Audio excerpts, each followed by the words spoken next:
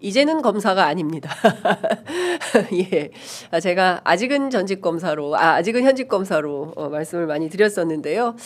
조국혁신당 전략위원장 맡고 계신 이규원 위원장 모셔서 지금 그 한덕수 총리 권한대행 탄핵 문제에 대해서 좀 집중적으로 여쭤보도록 하겠습니다. 어서 오십시오. 예, 안녕하십니까. 조국혁신당 전략위원장을 맡고 있는 이규원입니다. 네. 반갑습니다. 예, 제가 다양하게 오늘 좀 실수를 했는데요. 마이크 조금 올려주시면 좋을 것 같고요. 키가 크셔가지고 그래야 소음이 잘 될 것 같습니다. 그리 하겠습니다. 네, 오늘 크리스마스 이브인데 예. 이렇게 편의점에 출연해 주셔서 너무 감사드립니다. 비상시국이라서요. 그러니까요. 저희 당도 드릴 말씀이 많습니다. 예. 그렇군요. 하나하나 좀 여쭤보도록 하겠습니다. 조국혁신당이 그 한덕수 권한대행 국무총리에 대한 탄핵소추안 작성해서 공개를 했습니다. 지금 민주당은 이르면 오늘 늦어도 이번 주 안에 한덕수 탄핵안에 대해서 집중 검토를 하겠다라는 얘기가 나오는데요. 시민들 사이에서는 이제 스스로 피해자이기 때문에 이 사람이 과연 끊임없는 거부권 행사를 했을 때 탄핵도 특검도 다 어려워지는 거 아니냐. 특히 헌법재판관 임명 문제가 안 되면 어떡할 거냐. 이제 이런 고민들이 있습니다. 조국혁신당에서는 어떤 입장이십니까? 이게 사실 저희는 한덕수 국무총리에 대한 권한대행이라고 해야겠죠. 권한대행에 대한 그 탄핵을 제일 먼저 주장했었습니다. 저희는 사실 계엄 직후에 입장을 냈었거든요. 그리고 당 법률위원회를 중심으로 그 계엄 직후에 탄핵 소추안을 마련을 했었습니다. 근데 좀 일단은 민주당의 입장도 있고 좀 지켜보고 있었는데 이게 이러다가 이제 도저히 안 되겠다. 사실은 이게 일이라는 게 한번 몰아칠 때는 쉴 틈을 안 주고 그냥 맞습니다. 폭풍처럼 가야 되는 거 아니겠습니까? 근데 민주당에서 어떤 정무적인 고려로 내지는 수권 정당의 역할에 너무 충실하다가 보니까 이게 어떻게 보면 빌미를 주고 시간을 주고 정비할 어떤 이런 좀 룸을 준 것이죠. 그러다 보니까 이게 한덕수 탄핵이 이게 정말 절실하게 되는 상황이었는데 이 부분이 과연 될까? 그래서 저희가 좀 인내하다가 지난 주말에 좀 급하게 그 한덕수 탄핵 소추안을 갖다가 국민 여러분께 공개를 하고 민주당에서 촉구를 했었거든요. 그런데 민주당에서는 오늘까지가 아마 약간 기한 오늘까지만 지켜보겠다라고 하는데 오늘 보면은 그 국무회의에서 벌써 나왔어요. 속보로 안 한다고. 근데 이게 사실은 할 수가 없는 것이죠. 그게 어떻게 보면 정치적인 레토릭으로는 오늘까지 기다리겠다라고 민주당에서 얘기할 수 있지만 사실은 국무회의를 하려면 국무회의 안건으로 되려면은 차관회의가 그 전주 목요일에 있습니다.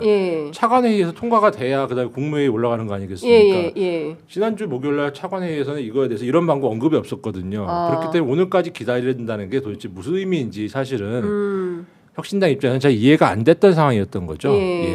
그러니까 지금 원래 이게 다 말씀 주신 대로 차관회의에서 지난주 목요일날 이게 안건이 올라와서 검토가 돼야 내란 특검, 김건희 특검법에 대해서 국무회의 안건으로 오늘 올라오고 그래서 공포를 이제 하는 이런 절차를 밟아야 되는데 사실 그러니까 목요일 관점에서 보면 이미 실행이 안 된 거다. 안건 자체가 없었기 때문에 왜 기다리냐 오늘까지 이제 이런 게 이제 조국혁신당의 판단인 거다.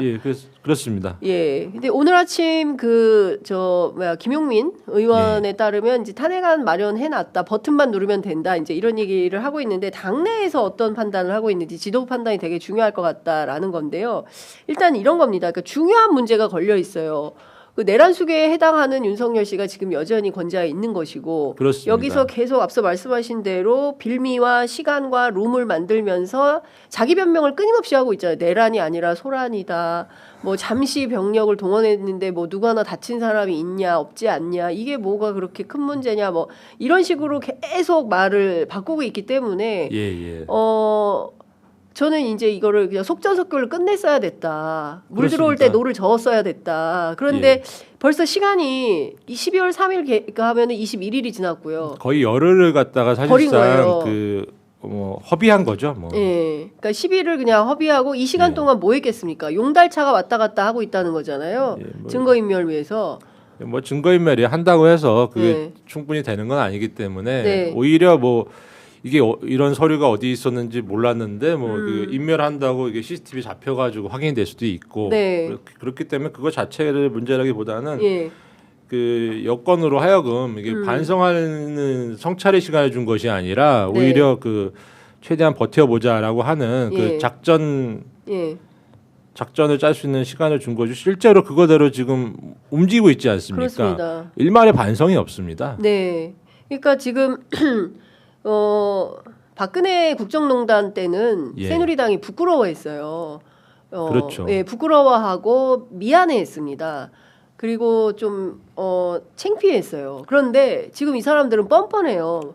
뭐가 문제냐고 하고 있고 또 한덕수 권한대행을 향해서는 우리말 들어 뭐 이렇게 하고 있는 거 아니겠습니까, 사실? 근데 네. 한덕수 권한대행은 사실상 내란죄에 있어서는 적어도 공범의 성격을 가질 수밖에 없는 분이고 네. 그렇지 않겠습니까? 예. 그 개헌법에 보면은 그 국무회의를 한 다음에 국무총리를 거쳐라는 표현이 나옵니다. 아, 예. 국무총리를 거쳐. 그 다음에 대통령한테 가는 거거든요. 네. 그 계엄안이라는 게. 네. 뭐 물론 그게 실제적으로 국무회의에 실체가 있었는지는 조금 뭐 따져볼 여지가 있습니다만은 적어도 피의자 윤석열 입장에서는 국무회의를 제대로 밟았다, 네. 절차를 거쳤다라고 주장하지 않겠습니까? 검찰에 수사기관에 가든 네. 헌법재판소에 가든. 예. 그러면 그 국무회의 절차를 거쳤다는 얘기는 국무총리를 거쳤다는 얘기도 되거든요. 네. 근데 한덕수 총리가 국회에 나와서 그냥 예. 형식적인 국무회의였다라고 본인이 이미 말한 바가 있어요. 피의자 윤석열은 다르게 얘기하겠죠. 아, 피의자 윤석열과는 예. 다르게 얘기할 거다. 예, 그렇다고 국무총리를 거쳐라는 부분을 그게 네. 어떻게 한덕수 권한대행이 피해갈 수 있을까? 뭐 그럼 좀 사실은 뭐 좀 가봐야 되겠습니다만 그런 네. 부분이 뭐 한덕수 총리도 좀 어떤 변명이 어려울 것이다. 네. 그런 예상이 되고 예. 이게 사실은 국민들께 뭐 총불을 겨눴다는 것은 이제 석고대죄를 해도 모자랄 판인데 네. 오히려 잘했다고 뭐가 그러니까. 문제냐는 식으로 대처하는 것이 좀 정말 이해하기 어렵습니다. 그렇습니다. 예. 그리고 이제 그 아스팔트 보수들을 지금 동원하고 있잖아요. 그러니까 예. KBS 추정 60분 보도에 따르면 정광훈 목사가 나와가지고 광화문에 3,000반이 모여야 된다. 이제 이런 선동을 하고 있고요. 예.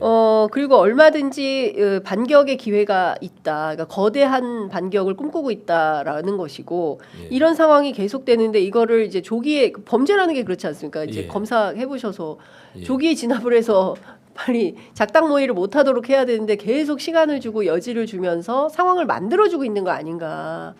그러니까 국민 여러분들께서도 그 상황이 특히 예. 민주당의 그 이 시국에 대한 핸들링이 얼마나 답답했는지 지난 토요일 날 보면은 집회에 거의 역대급으로 시민 여러분들께서 나오셨거든요. 네. 그 남태령에서도 그렇고 네, 네. 예. 그런 게 다 그 답답함의 표현이 아닌가 싶고 예.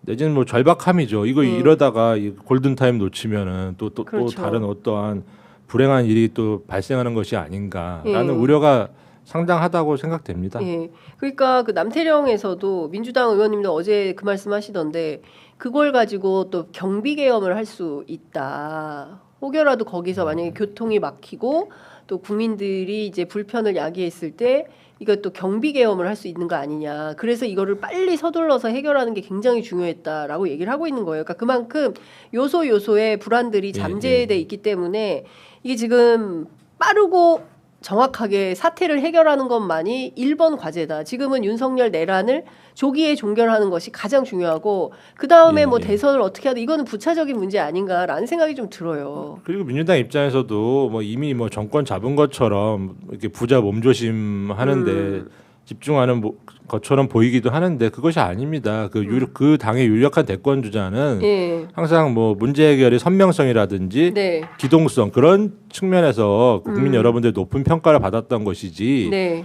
지금 그 장점을 못 살리는 방향으로 좀 이렇게 좀 그 당의 어떤 당론이 가고 있는 것이 아닌가, 그 전략이 가고 있는 것이 아닌가 네. 그런 부분이 대단히 우려스럽습니다. 네. 예. 그럼 혁신당의 해법은 어떤 겁니까? 지금 이 사태를 조기에 종식하기 위해서 가장 빠르고 정확한 길은 어떤 거라고 생각하십니까? 뭐 저희 당이 12석이라서 뭐 네. 탄핵이나 그런 것 단독으로 뭐 공개나 뭐 제안할 수 있겠지만 처리는 못하는 입장이다 예. 보니까 저희 입장에는 계속 민주당을 여러 가지 방식으로 이제 설득하고 네. 국민의 좀 이러한 여론과 네. 이런 좀 염원을 좀 모아가고 있는 그런 쪽에 좀 집중하고 있고 저희 당 같은 경우는 오히려 네.